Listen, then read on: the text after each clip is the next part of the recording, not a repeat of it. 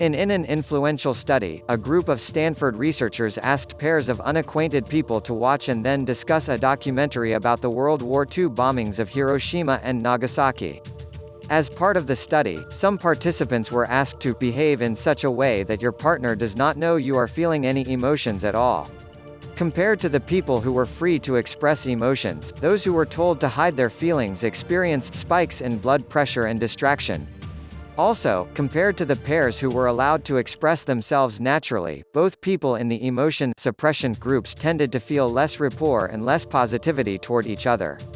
This study is one of many that suggest concealing emotions can have negative repercussions, both for the person doing the concealing and for those around them.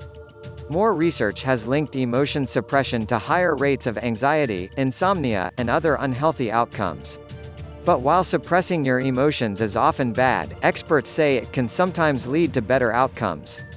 Of course, there are the obvious social situations, ones many of us encounter on a daily basis, in which expressing your feelings would be uncomfortable or embarrassing, says David Caruso, a psychologist and research affiliate at the Yale Center for Emotional Intelligence.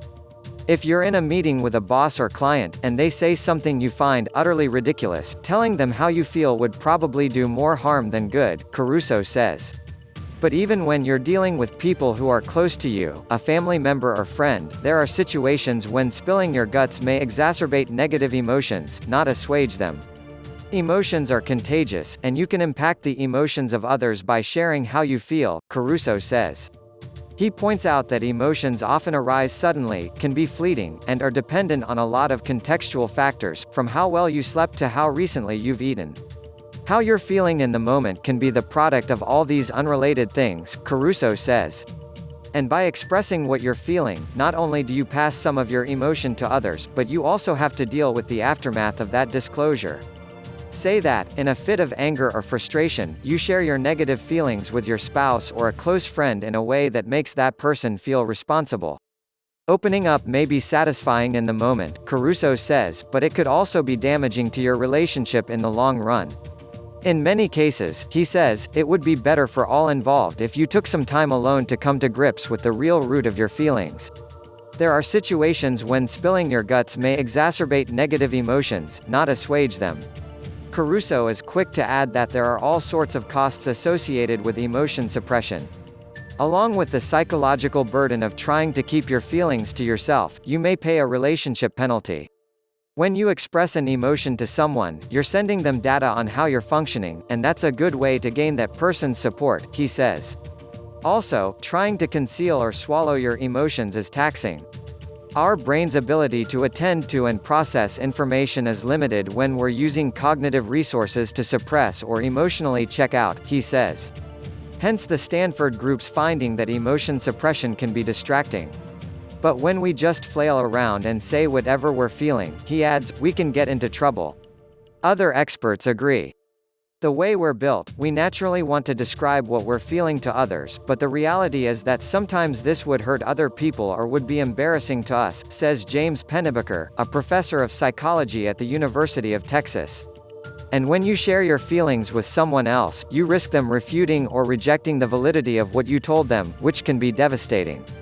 In that situation, you may end up worse off than if you'd kept what you were feeling to yourself, Pennebaker says.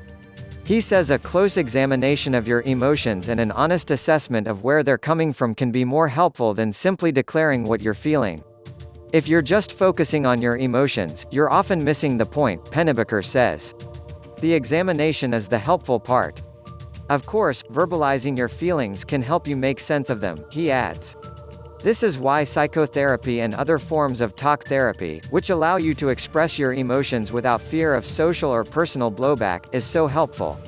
But my research has found that putting your emotions into words by writing them down can do what talking would do, he says. Some of Pennebaker's work has shown that writing about emotional experiences can reduce measures of distress and depression and even improve immune function. Writing out how you feel, he says, seems to offer biological, mood, and cognitive benefits that are comparable to verbally sharing your feelings, without the risk of angering someone or making yourself feel silly or rejected. There's no right way to write about your emotions, Pennebaker says. Just find a quiet place and do it for 15 minutes, 3 or 4 times a week. He recommends thinking about what you're feeling and why you're feeling it. You can write your thoughts longhand or on a computer, or even with your finger in the air, he says. Some of Pennebaker's advice touches on an emotion regulation strategy known as reappraisal. In simple terms, reappraisal is a method of identifying and reframing the underlying causes of an emotion in ways that may allow you to let it go. For example, if you're feeling angry with your partner, recognizing that you're hungry or stressed out, and that these factors, and not the thing your partner did, are the true cause of your anger, can help you get over your negative feelings. And while reappraisal can seem a bit like emotion suppression, research suggests it comes with few of the negative side effects of trying to ignore or hide emotions. Opening up about your feelings can be a great way to understand and manage them, but a full disclosure approach to sharing your emotions may not always lead to the best outcomes.